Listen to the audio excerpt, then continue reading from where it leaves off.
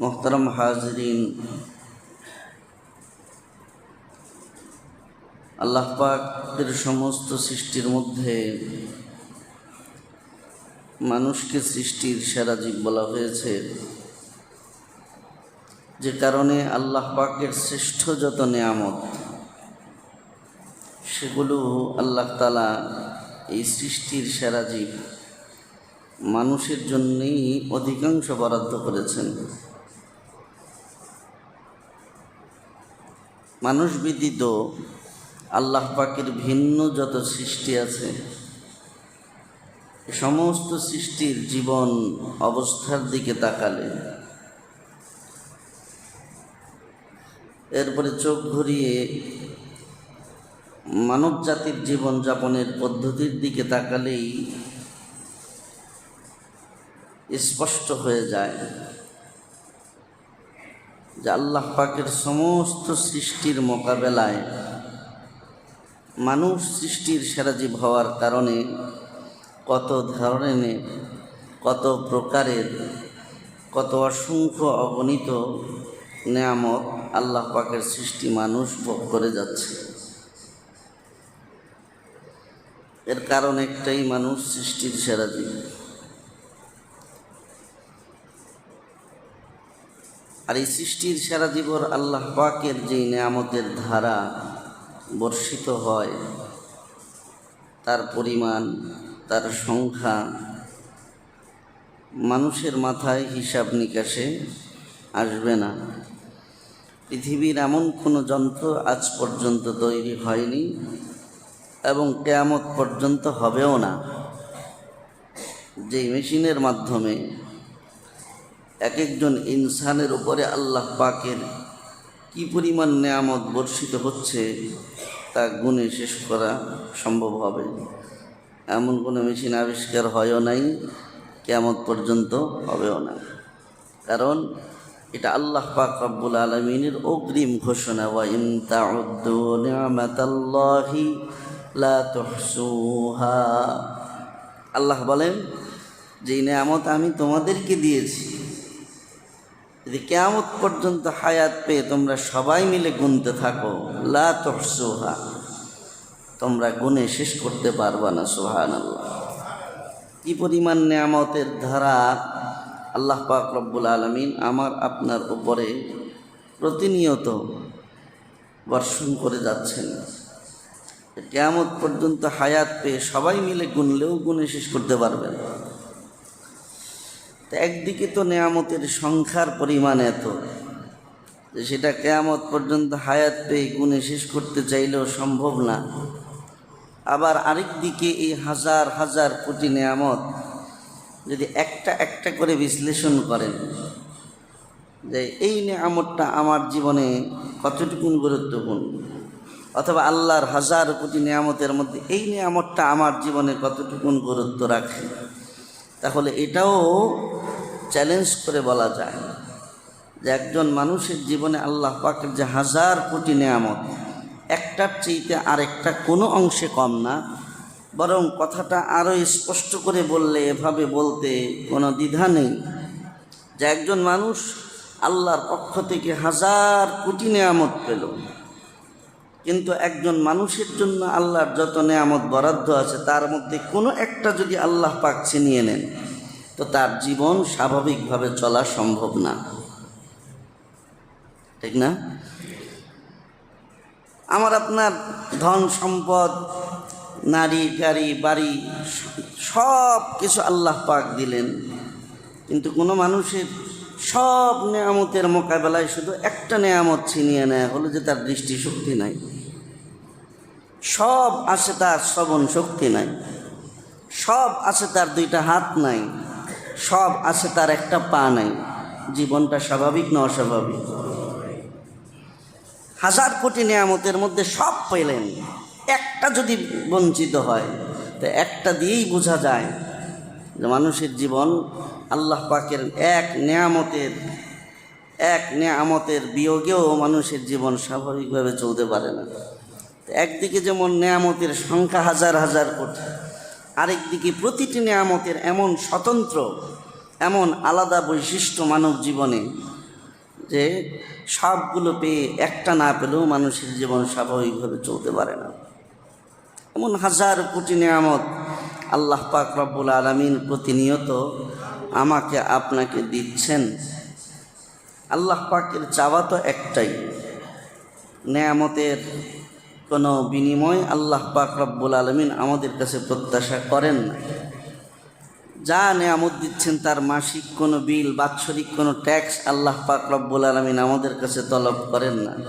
আল্লাহর চাওয়া একটাই, লা ইন শাকারতুম লা আযীদান্নাকুম। যা দিচ্ছি খালি এতটুকুন শুকর আদায় করো যে আলহামদুলিল্লাহ। আল্লাহর নবী হাদিসের মধ্যে বলেছেন যে কোনো বান্দা আল্লাহ পাকের যে রিজিকটা পেল, রিজিক পাওয়ার পরে মনে করেন আজকে দুপুরে অনেক শানদার খাবার দাবারের আয়োজন হলো, আপনি দুপুরবেলা পেট পরে তৃপ্তি সহকারে খেলেন। পূর্ণ খাবার গ্রহণ শেষে নবী আলাইহিস সালাম হাদিসের মধ্যে বলেন, সে যদি বলে আলহামদুলিল্লাহ, তাহলে এতটুকুর দ্বারা আল্লাহ পাক কতটুকুন খুশি হন। একদিকে আল্লাহ যে এত নিয়ামতের আয়োজন করে আমার আপনার সামনে দিলেন, আবার এই নিয়ামতটা আমি ভোগ করতে সক্ষম হলাম। কত মানুষের তো সামনে খাবার আছে কিন্তু খাওয়ার যোগ্যতা নেই, আছে না এরকম? খাবার সামনে হাজির, পোলাও আছে, কোরমা আছে, এটা আছে সেটা আছে, কিন্তু সব কিছু রেখে খুঁজে ভাই লাউয়ের তরকারি আছে, পোলাও রোড সব সামনে আছে, কিন্তু কি খোঁজে? করলা ভাজি আছে। তার মানে নেয়ামত শুধু সামনে থাকলেই হয় না, নেয়ামতটা ভোগ করার মতো যোগ্যতা আল্লাহ পাক যাকে দেন এটাও আলাদা একটা নেয়ামত। তো আপনি পেট পরে খেলেন, সামনে এত নেয়ামত আল্লাহ পাক হাজির করলেন, সব খাওয়ার পরে কোনো মানুষ যদি শুধু আলহামদুলিল্লাহ বলে, তাহলে আল্লাহ তাআলা বলেন, আল্লাহর নবী বলেন যে একদিকে নেয়ামতের সব নেয়ামতের শুকর আদায় হয়ে গেল, এবং এ কারণে আল্লাহ পাক এতটা খুশি হন যে এত নেয়ামত দিয়েছেন, এইটার হিসাব এক আলহামদুলিল্লাহ বলার কারণে হাসরের ময়দানে মাফ হয়ে যাবে। আর যে আলহামদুলিল্লাহ বলে শুকর আদায় না হয়, তাহলে প্রতিটা দানার জবাব দিতে হবে। সুম্মা লাতুসআলুন্না ইয়াওমাইদিন আনিন নাঈম। আল্লাহ তাআলা বলেন যত নিয়ামত দিয়েছি প্রত্যেকটা দানার হিসাব আমাকে সেদিন বুঝিয়ে দিতে হবে। একটা দানা দিয়েছি, খেয়েছো, সেটার বিনিময়ে করলা কি, হিসাব দাও। আর আলহামদুলিল্লাহ শুকর আদায় করলে সব হিসাব নিকাশ মাফ। লাইন শাকারতুম লা আযীদান্নাকুম ওয়া লাইন কাফারতুম ইন্না আযাবি লাশাদীদ। তাই আল্লাহ তাআলা বলেন, আমার প্রাপ্ত নিয়ামতের বিনিময়ে যদি তুমি শুধু শুকরগুজার হতে পারো, কৃতজ্ঞতা প্রকাশ করতে পারো, তাহলে হিসাব তো নিবই না।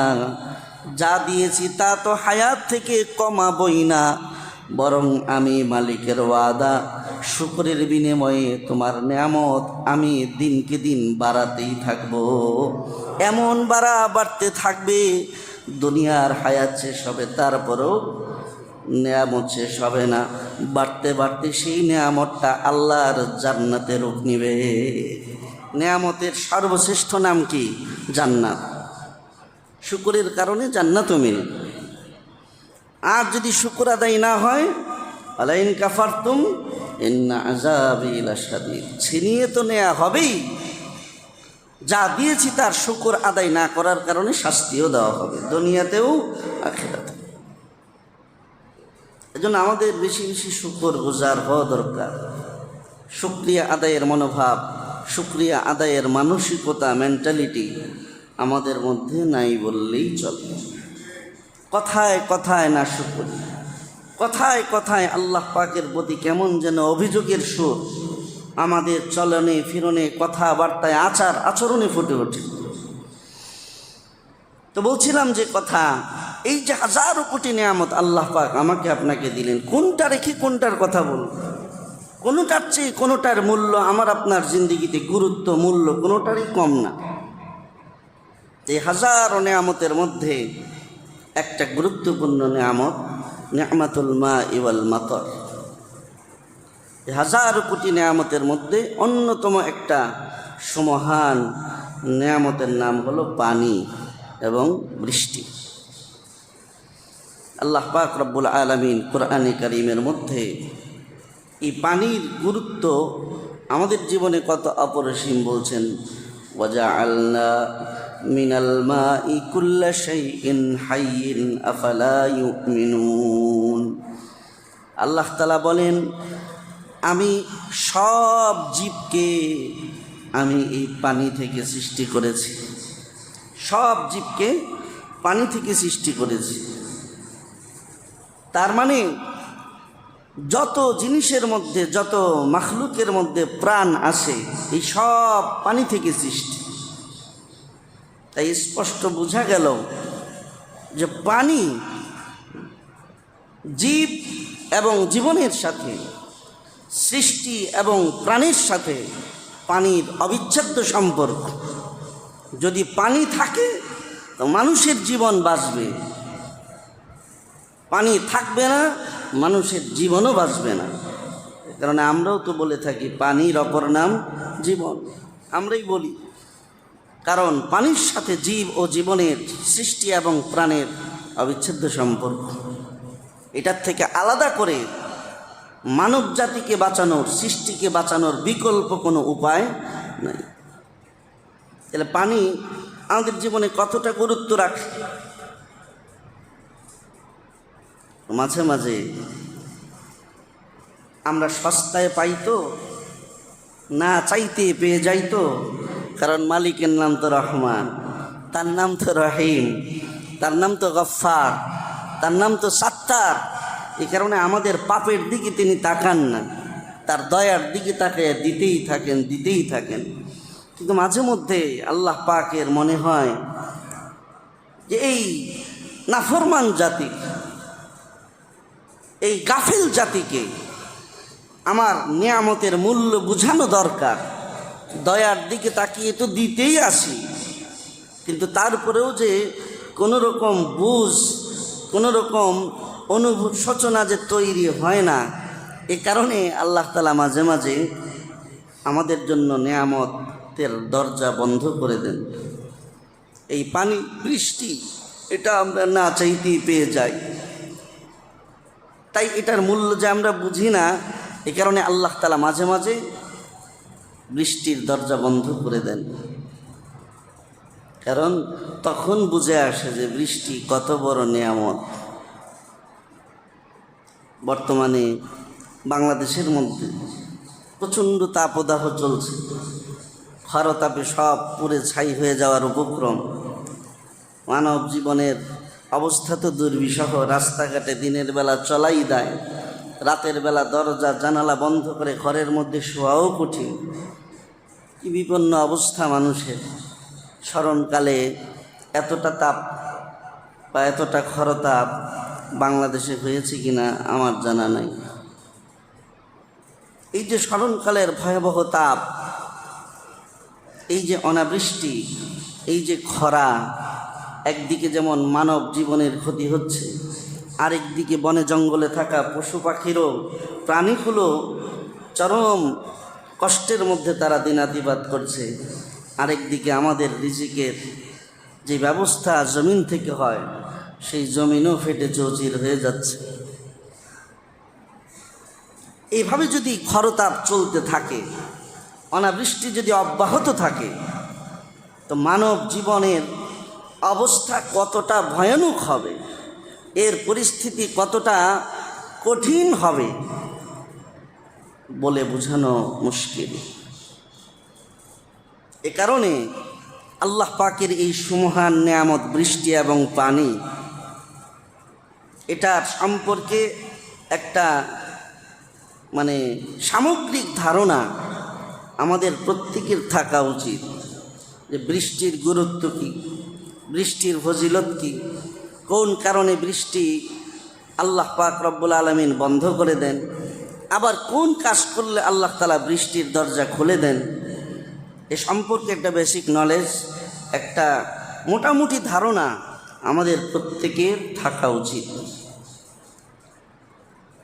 আমার ভাইয়েরা, বৃষ্টির জন্য আমরা সামগ্রিকভাবে না হলেও বিচ্ছিন্নভাবে বিভিন্ন জায়গায় যখন দেখে আর পারে না, তখন ফজরের নামাজ না পড়লেও বৃষ্টির নামাজ অনেকে পড়তেছে।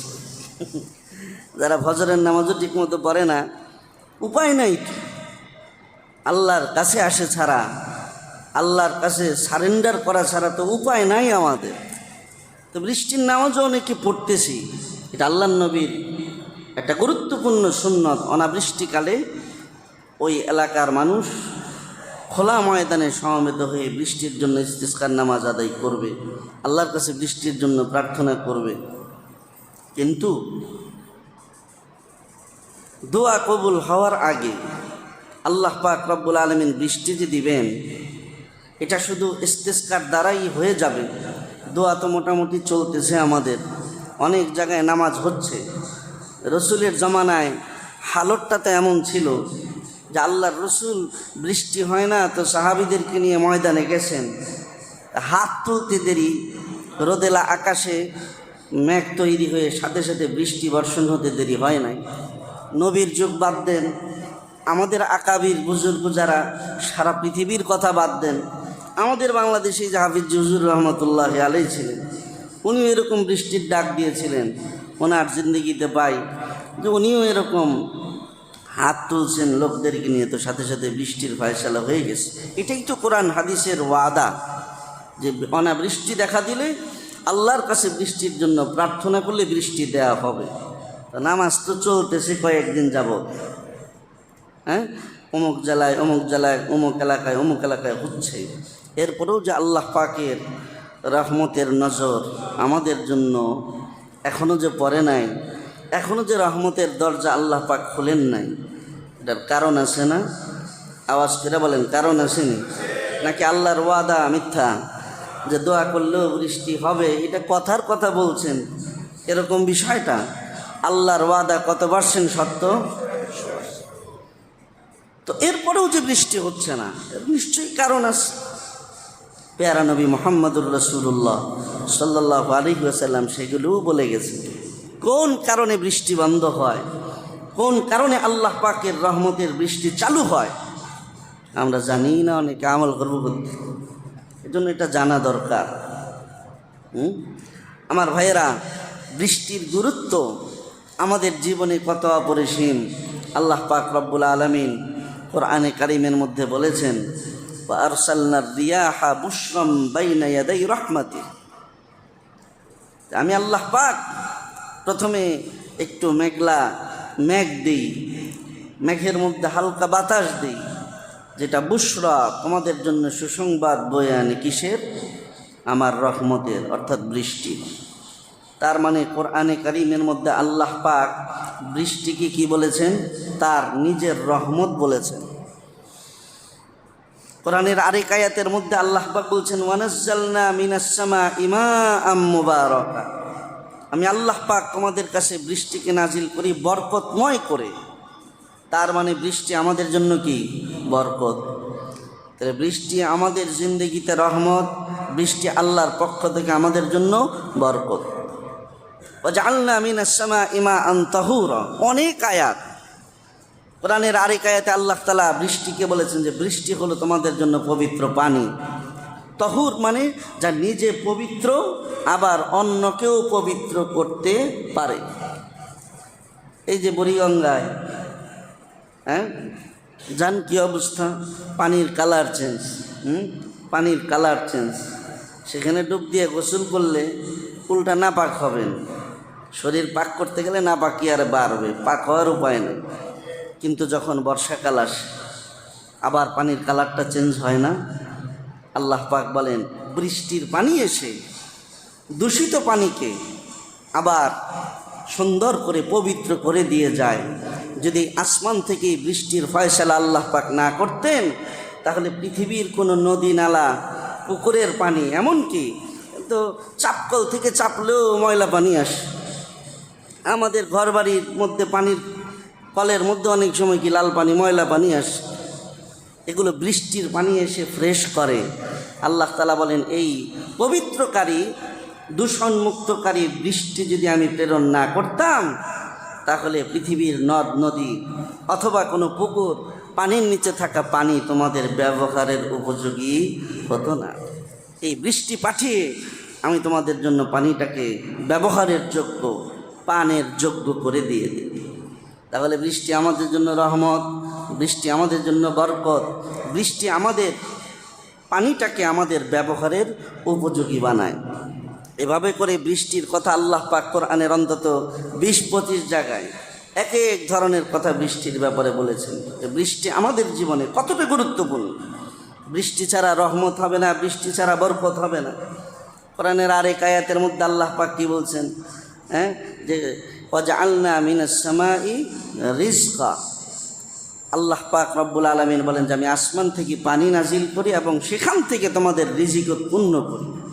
তাহলে বৃষ্টি আমাদের রিজিকের ব্যবস্থা করে। এভাবে বলতে থাকলে সব তো মাথায় নাইও, চিন্তা করে করে বললে এরকম অনেক বলা যাবে যে বৃষ্টি আমাদের জীবনে, মানব জীবনে কতটা গুরুত্বপূর্ণ, কতটা অপরিসীম, অবিচ্ছেদ্য আমাদের জীবনের অংশ, যেটা ছাড়া আমাদের চলাই দায়। এই বৃষ্টি আল্লাহ পাক রব্বুল আলামিন যেটার মধ্যে আমাদের রিজিকের ফায়সালা, যেটার মধ্যে রহমতের ফায়সালা, যেটার মধ্যে বরকতের ফায়সালা, যেটা আমাদের পানিকে ব্যবহারের উপযোগী পড়ে, সেই বৃষ্টি যখন আসমান থেকে আল্লাহ পাক বন্ধ করে দেন, অবশ্যই মুমিন জাতি, মানব জাতির এখানে চিন্তার প্রয়োজন আছে। যেমন মহামূল্যবান গুরুত্বপূর্ণ নেয়ামত আসমান থেকে কেন বন্ধ করা হল? নিশ্চয়ই আমাদের সংশোধনের প্রয়োজন আছে। জহারাল ফাসাদু ফিল বাররি ওয়াল বাহরি বিমা কাসাবাত আইদিন নাস। আল্লাহ তাআলা বলেন, জমিনের মধ্যে, পৃথিবীতে যখন কোনো বিপদ আপদ, মুসিবত, পেরেশানি, যখন কোনো বিপর্যয় দেখা দেয়, তখন আল্লাহরে দোষ দিও না যে আল্লাহ এটা করলা কি। তখন নিজের দিকে তাকাও, মাথাটা নত করে নিজের দিকে তাকাও আর মনে মনে বলো যেটা আমার কৃতকর্মের ফল, এটা আমার কৃতকর্মের ফল। আমার কোনো আমলে আমার রব নারাজ হয়েছেন, আমার কোনো কর্মে আমার রব অসন্তুষ্ট হয়েছেন, তো আসমানের এমন গুরুত্বপূর্ণ নেয়ামতের দরজা আমার জন্য বন্ধ রাখা হয়েছে। রবকে দোষ না দিয়ে, রবের ব্যাপারে অভিযোগ না করে নিজেকে দোষী বানাও, নিজে সংশোধন করো। কারণ পৃথিবীতে যত বিপর্যয় আসে, আল্লাহ বলেন এগুলো মানুষের হাতের কামাই, এগুলো মানুষের হাতের কামাই, তার কর্মের ফল এগুলো। তাইলে এই যে এত গুরুত্বপূর্ণ এক নেয়ামত, যেটার মধ্যে আল্লাহ পাকের পক্ষ থেকে দেয়া আমাদের হাজারো প্রয়োজনের সমাধান, সেই বৃষ্টি যে এখন বন্ধ, সেই বৃষ্টি যে এখন বন্ধ, এটা কি আল্লাহ পাক রব্বুল আলামিনের বৃষ্টির খাজানায় পানি কম, যেমন লোডশেডিং হইতেছে, বিদ্যুতের কম, উৎপাদন কম, তাই কারণে লোডশেডিং করে করে বিদ্যুৎ সেভ করে করে আস্তে আস্তে দিতেছে যেন টান না পড়ে। আল্লাহরও পানি কমে গেছে, আস্তে আস্তে দিতেছে যেন হঠাৎ বৃষ্টি বন্ধ না হয়ে যায়। বিষয়টা কি তাই? যদি তাই হয় তো দুবাইতে দেখেন, এনে তো আবার বাসায় দিতেছে, মরুভূমি ভাসে গেছে না, দেখলাম কয়েকশো কোটি মিলিয়ন ডলার লাগবে এই যে বৃষ্টিতে যে যা ক্ষয়ক্ষতি সেগুলো খালি ঠিক করতে। বন্যা, মরুভূমিতে বন্যা, আমাদের পানি নাই। তার মানে বৃষ্টি আল্লাহর খাজানায় যে পানির কমতি আছে তা না, ওইখানে ভাসায় দিতেছে। ওইটা যেমন বিপদ, আমাদেরকে একদম বন্ধ করে রাখছে, এটাও বিপদ। আল্লাহর নবী বলছেন যে অতিবৃষ্টিও বিপদ, অনাবৃষ্টিও বিপদ। পর্যাপ্ত পরিমাণ, প্রয়োজন পরিমাণ বৃষ্টি হলে রহমত। এজন্য আল্লাহর নবী আল্লাহর রসুলের কাছে দোয়া করতেন, আল্লাহ আমাদেরকে এই পরিমাণ বৃষ্টি দেন, যেটা আমাদের জন্য মারিআন মুরিআন নাফিআন গায়রা দাররিন। আল্লাহ এমন বৃষ্টি দেন যেটা আমাদের জন্য কল্যাণকর, যেটা আমাদের জন্য উপকারী, যেটা আমাদের জন্য মানব জীবনের কোনো ক্ষতির কারণ হবে না। এই বৃষ্টির দোয়া আল্লাহর নবী করতে বলছেন। খালি বৃষ্টি চাইলেই হবে না, অতিবৃষ্টিও বিপদ। তাহলে পানির কোনো কমতি ঘাটতি আল্লাহর খাজানায় নাই, আছে। বাংলাদেশে বন্ধ আমাদের কর্মের কারণে। কি কি কারণে বৃষ্টি আল্লাহ পাক বন্ধ করেন, আল্লাহর নবী সেটাও চিহ্নিত করে দিয়ে গেছে। 1 নম্বর কারণ, আল্লাহর দেয়া এই মহান নিয়ামত রহমতের বৃষ্টির দরজা আল্লাহ তাআলা বন্ধ করে দেয়। আল কিবরিয়া ফিল আরদি ওয়াত তাআলি আলাল খালক, যখন কোন জমিনের মানুষ অহংকার শুরু করে, জমিনের মানুষের সাথে যখন নাকি তার অহংকার প্রদর্শন শুরু করে, কখনো ধন সম্পদ নিয়ে, কখনো ক্ষমতা নিয়ে, কখনো তার সৌন্দর্যতা নিয়ে, তার যোগ্যতা নিয়ে, আল্লাহর নবী বলেন এই সব কিছু নিয়ে মানুষ যখন জমিনের মধ্যে অহংকার শুরু করে, তো আল্লাহ পাক নারাজ হয়ে আসমান থেকে রহমতের বৃষ্টি বন্ধ করে দেয়। ধন সম্পদ নিয়ে অহংকার আমাদের বর্তমানে আছে কিনা বলেন? ক্ষমতার অহংকার আছে কিনা? কোনটা নাই? কোনটা নাই? আত-তাআলি আলাল আরদ, সৃষ্টির উপরে অহংকার প্রদর্শন, এটা আমাদের জমিনের এখন এক মহামারী আকারের রোগ। জমিনের মানুষ যখন তার আল্লাহ প্রদত্ত নেয়ামত নিয়ে যখন অহংকার শুরু করে, আল্লাহ পাক নারাজ হন যে আমার চাদর নিয়ে টানাটানি শুরু করছে। অহংকার কার চাদর? আল কিবরিয়া রিদাই। আল্লাহ তাআলা বলেন অহংকার আমার চাদর, এটা নিয়ে টানাটানি করবা না। গোলামের শান হলো গোলামের হবে বিনয়, মনিবের শান হলো অহংকার যা থাকবে সেটা মনিবের থাকবে, যে আরেকজনের দয়ায় চলে, আরেকজনের দানে চলে, না দিলেই সে তার জিন্দিগি সব শেষ, তার আবার অহংকার কিসের? এই জন্য অহংকারকে আল্লাহ পাক পছন্দ করেন না। নবী আলাইহিস সালাম বলেন যখন কোনো দেশের মানুষ, সমাজের মানুষ এই অহংকার প্রদর্শন শুরু করে ক্ষমতা নিয়ে, সম্পদ নিয়ে, তখন আল্লাহ পাক রব্বুল আলামিন আসমান থেকে রহমতের বৃষ্টির দরজা বন্ধ করে দেন। ওয়ালা তামশি ফিল আরদি মারহা ইন্নাকা লাম তাখরিকাল আরদা ওয়ালান তাবলুগাল জিবালা তুলা। আল্লাহ তাআলা বলেন সাবধান, জমিনের মধ্যে অহংকার করে চলবা না, কারণ তুমি অহংকার দিয়ে তুমি তোমার পদভারে আমার জমিনকেও বিদীর্ণ করতে পারবা না। যতই বুক টান করে চলো, উচ্চতায় আমার সৃষ্টি পাহাড়কে ছাড়িয়ে যেতে পারবা না। তুমি যতই বুক টান করে চলো, পাহাড়ের চাইতে ছোটই থাকবে। এজন্য সাবধান, অহংকার করবা না। অহংকার করলেই পতন। আমরাও বলি অহংকার পতনের মূল। যখন কোনো মানুষ, কোনো জাতি, সমাজে অহংকার শুরু করে, তা আল্লাহ তাআলা যেই নিয়ামতগুলো সর্বপ্রথম ছিনায় নেয়, তার মধ্যে অন্যতম একটা হলো বৃষ্টি। এজন্য আল্লাহর রহমতের বৃষ্টি বন্ধ হয়ে যাওয়ার কারণ হলো অহংকার। একটা রোগ পাওয়া গেল। এরপরে আল্লাহর নবী বলেন দ্বিতীয় কারণ হলো সমাজের মধ্যে যখন জুলুম নির্যাতন বেড়ে যায়, সুদ ঘুষের প্রচলন যখন বেড়ে যায়।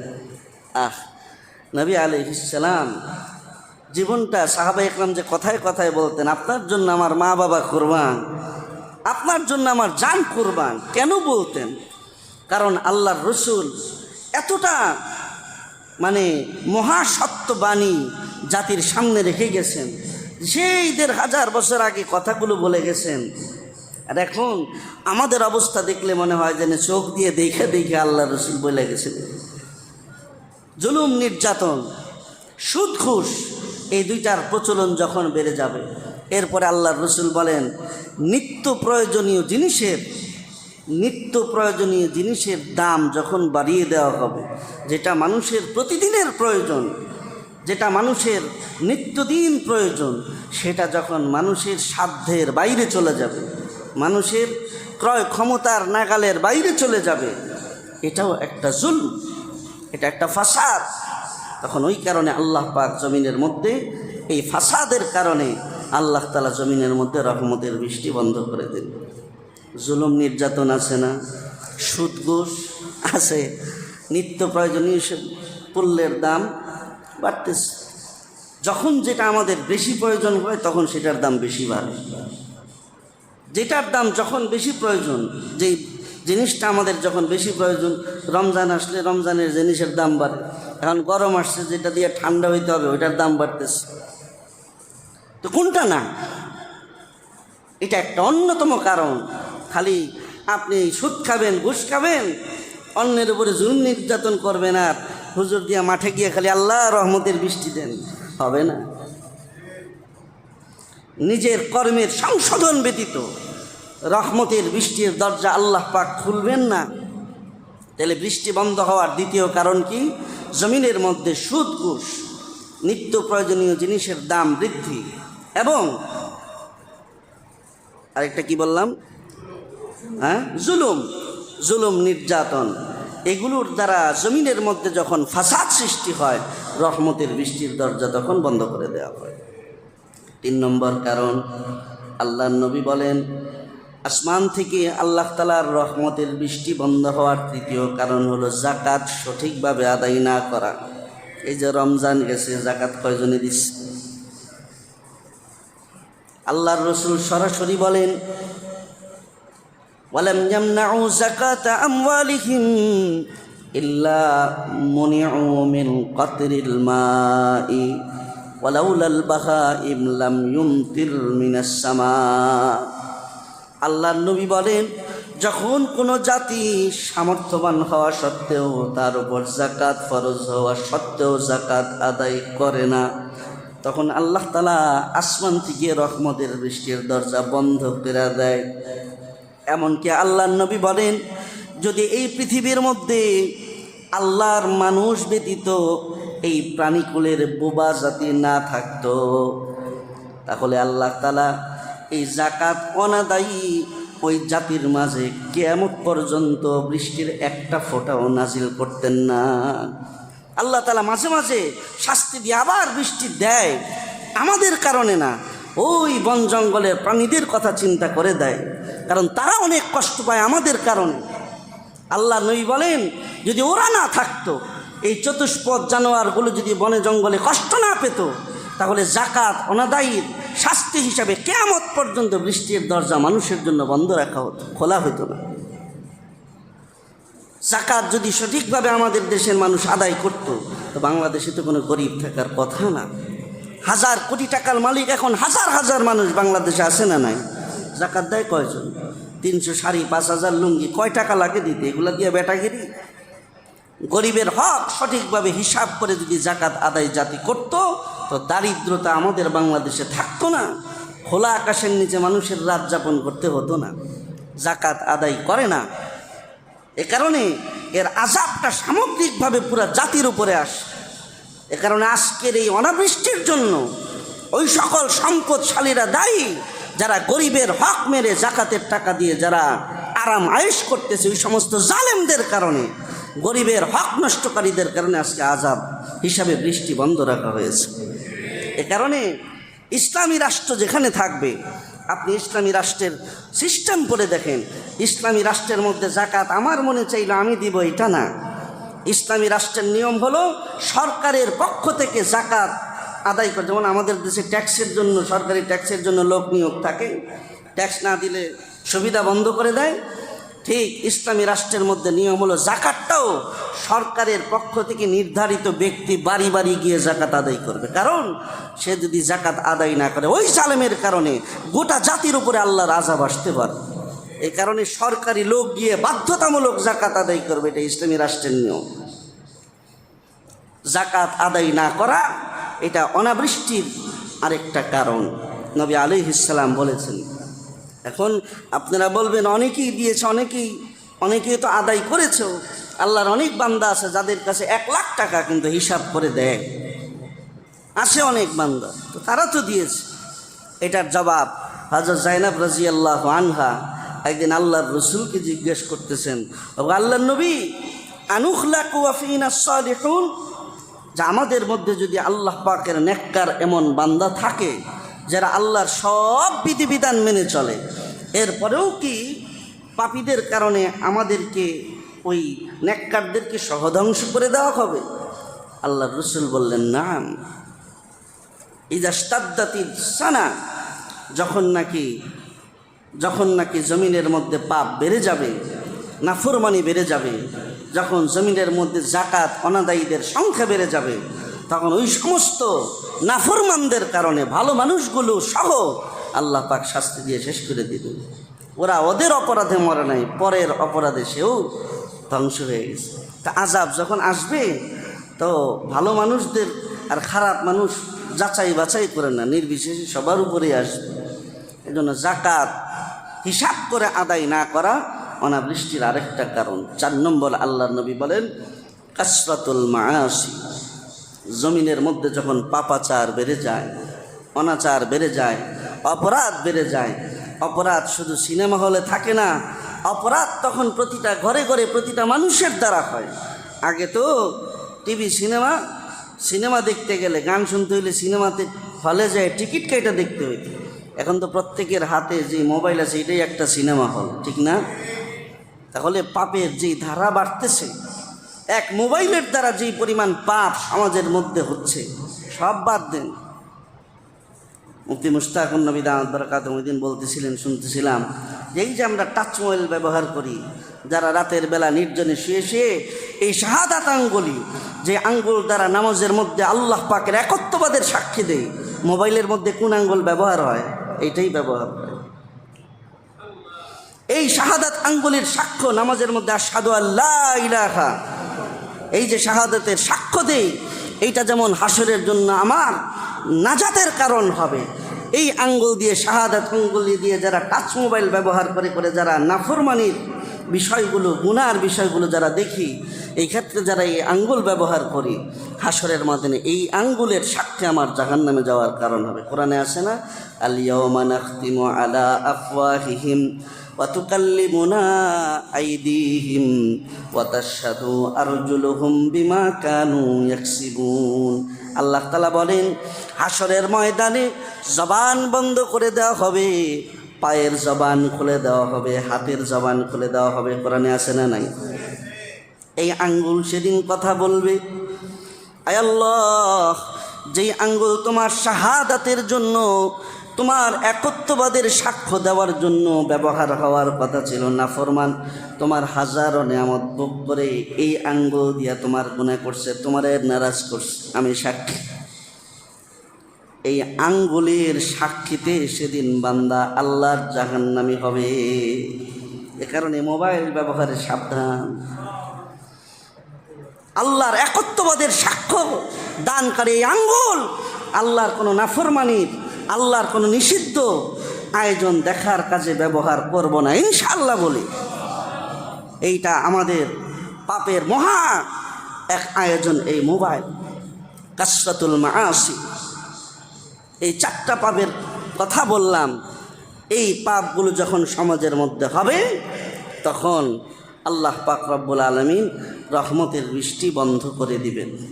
এখন রহমতের বৃষ্টি আসার উপায় কি? সময় তো শেষ, তারপরেও বাকি রেখে লাভ নাই, 2 মিনিটে শেষ করে দিই, খালি কারণগুলো বলি। 1 নম্বর, আল ইতিসামু বিল কিতাবি ওয়াস সুন্নাহ। আল্লাহর নবী বলেন, যদি এই অনাবৃষ্টির থেকে, এই আযাব থেকে যদি জাতি মুক্তি পেতে চায়, তাহলে তাদের প্রথম কাজ কোরআন এবং হাদিসকে আঁকড়ে ধরতে হবে। মানব গড়া, নিজের মন গড়া জীবনযাপনের পদ্ধতি বাদ দিয়ে আল্লাহর কোরআনে আমাদের যে জীবন ব্যবস্থা রাখা হয়েছে সেটার অনুসরণের দিকে ফিরে আসতে হবে। ওয়া আল্লাহ ইসতাকামু আলাত তরিকাতি লা আসকাইনাকুম মাআন গাদাকা। স্পষ্ট কথা, কোরআন তো আমরা পড়ি না তাই জানি না। কোরআন সব সমস্যার সমাধান, সব সমস্যার সমাধান কোরআন আছে। আল্লাহ বলে, যদি তোমরা আমার দেওয়া কোরআন এবং হাদিসের বিধানের উপরে আসতে পারো, যদি এটার উপরে চলতে পারো, লাসকাইনাকুম মাআন গাদাকা, তাহলে আমি আসমান থেকে শুধু বৃষ্টি না, মুষলধারে রহমতের বৃষ্টি আমি আসমান থেকে নাজিল করা শুরু করবো। সুবহানাল্লাহ, কোরআনে বলে দিছে আল্লাহ। দ্বিতীয় কারণ, তারকুল মাআসি, আল্লাহ নারাজ হয়, অসন্তুষ্ট হয়, ইসলাম সমর্থন করে না এমন সব গুনাহের কাজ ছেড়ে দেওয়া। 3 নম্বর, আল ইস্তিগফার, কৃত জীবনের সমস্ত অপরাধের জন্য আল্লাহর কাছে দিল থেকে ক্ষমা চাওয়া। আল্লাহ তাআলা কোরআনে বলে, ফাকুল তুস্তাগফিরু রাব্বাকুম ইন্নাহু কানা গফফারা।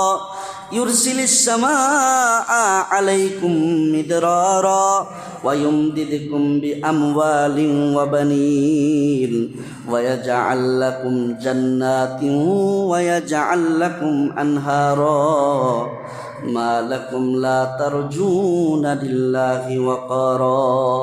আল্লাহ তাআলা বলেন, হে নবী আপনি বলে দেন, যার যে সমস্যা, বিশেষ করে আসমান থেকে অনাবৃষ্টিতে যারা ভোগে, যাদের মধ্যে আমি আসমান থেকে বৃষ্টির রহমতের দরজা বন্ধ রেখে দিছি, ওদেরকে বলেন ইস্তাগফিরু রাব্বাকুম, তোমরা সবাই মিলে তোমাদের রবের কাছে ক্ষমা চাও। আল্লাহ, আমার পাপের কারণে, আমার পরিবারের পাপের কারণে, আমাদের এই সমাজের মানুষের পাপের কারণে রহমতের বৃষ্টি তুমি বন্ধ রাখছো। আল্লাহ ক্ষমা চাই, আল্লাহ মাফ করে দাও, রহমতের বৃষ্টির দরজা খুলে দাও।